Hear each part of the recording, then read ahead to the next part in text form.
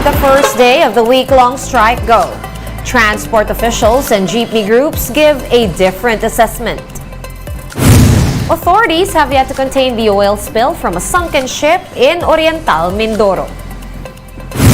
The Philippine National Police is expecting a breakthrough in the killing of Negros Oriental Governor Roel Degamo.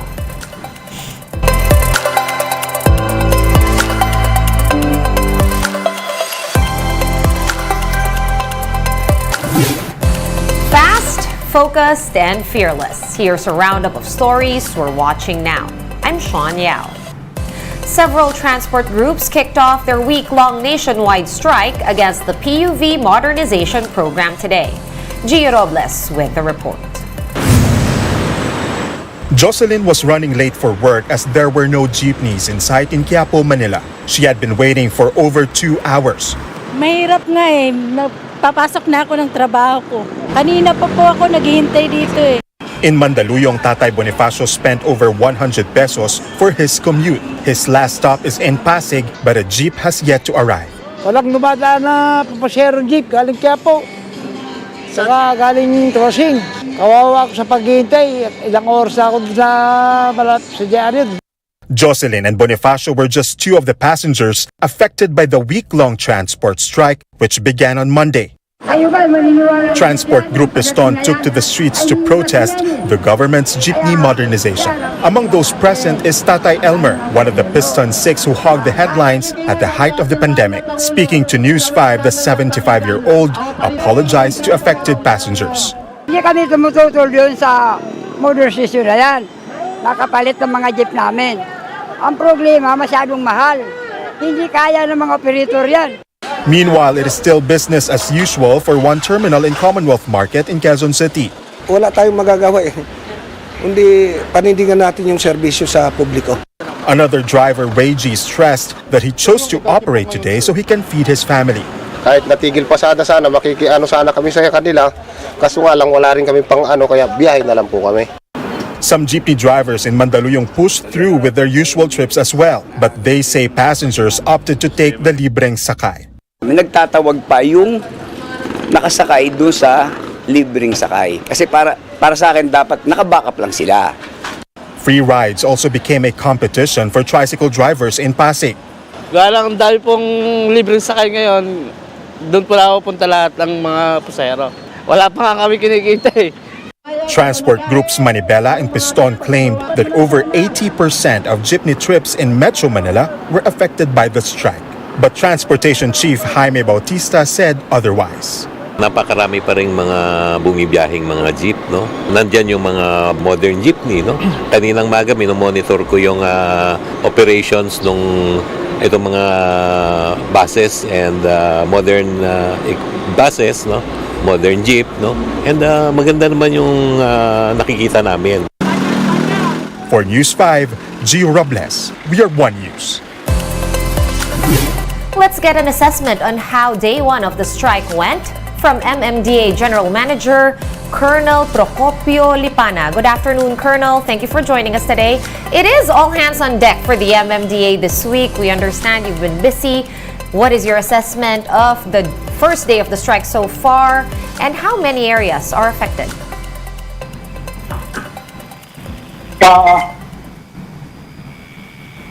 Hello, sir. On the question kung anong area ang affected, there are only few na area na na-report natin affected na kagad naman na-respondihan ng mga libreng sakay natin. Aling areas po to, Colonel? Meron report din dito, hindi naman actually, meron kamukha sa Rodriguez Araneta, merong na-report na 30% passenger stranded, agad naman napuntahan ng Quezon City LGU. Okay. And sa Marinta, Nova Road, ganun din, napuntahan agad ng Malabon LGU.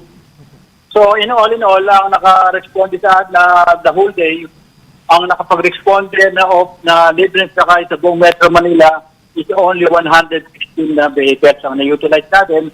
Pero we have prepared and prepositioned sa lahat all over Metro Manila strategically na madaling makakapag-responde kung mayroong reported na merong mga beat up ng pasahero. Alright, good So, to as far as we are concerned, lahat po, hindi tayo nagkaroon ng mga stranded na pasahero. Lahat ng reported dito, napuntahan ka agad. Alright, so good to hear po na hindi masyadong naantala ang ating mga commuters pero rush hour na po ngayon, lagpas 6 p.m. na. Kamusta po ang traffic situation sa EDSA at ganun din sa ilan pa nating major thoroughfares? Ganun din po as compared nung walang strike sa isip lang po ang traffic situation. Patuloy pa din po ang pagmamonitor natin dito sa MMDA. Kasama ang interagency po ito na nagmamonitor tayo dito sa MMDA. Alright, mag-extend po ba natin ang suspension ng expanded number coding scheme for the rest of this week? Ano po ang plano? Base sa assessment po natin sa traffic situation ngayon, there is no need po na i-suspend pa ng bukas yung number coding. Alright, ano po ang maaasahan natin, no? At least from your office sa MMDA, kung magpapatuloy nga itong week-long transportation strike?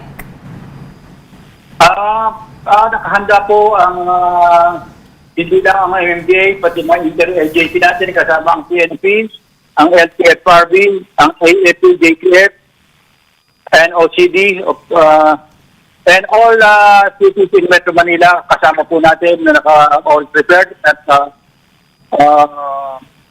nandiyan na po sa within the area ang strategy located, lahat ng magre-respond na libre sakay in case magkakaroon ng build-up ng passenger. Alright, maraming salamat po sa inyong oras. MMDA General Manager Police Colonel Procopio Lipana. Thank you, sir. We're bringing you more stories after this quick break. Keep it here on One News.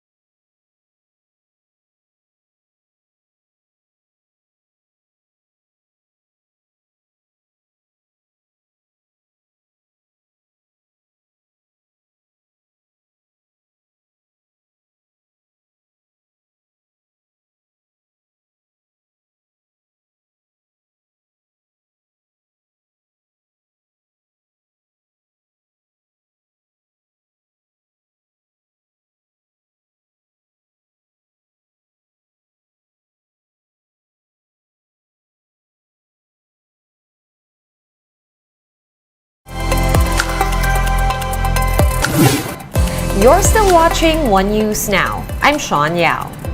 3 of the 4 apprehended suspects in the killing of Governor Roel Degamo already underwent inquest proceedings.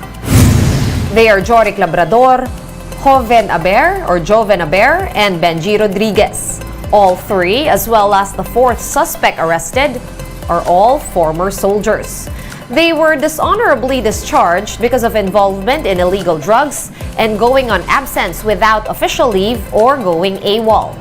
At least 5 suspects are still at large. Meanwhile, Police Chief Rodolfo Azurin said that they have received information that can lead to the mastermind behind Degamo's assassination. Moving on to another story, the local government of Pola in Oriental Mindoro slams the owner of the sunken MT Princess Empress for its supposed lack of action on the oil spill. In an interview with One News Now, Mayor Jennifer Cruz said that the situation is now much worse on the 5th day of the oil spill. Mayor Cruz also said that more and more residents are falling ill. They are now considering filing charges against the owner of the sunken oil tanker. Until now, wala pa rin po silang napuprovide ng spill boom. So, ibig sabihin po talaga hindi kami tinatanggol. For past few days na wala po silang pakialam. Wala po silang kahit anong usap with the local chief executive sa ating bayan. Wala po talaga. Kahit ano magkita or ano, wala po silang ginagawa. In line with that, the government will ask the help of Japan in containing the massive oil spill in Oriental Mindoro. Transportation Secretary Jaime Bautista says they will reach out to Tokyo through the embassy and the Japan International Cooperation Agency or JICA.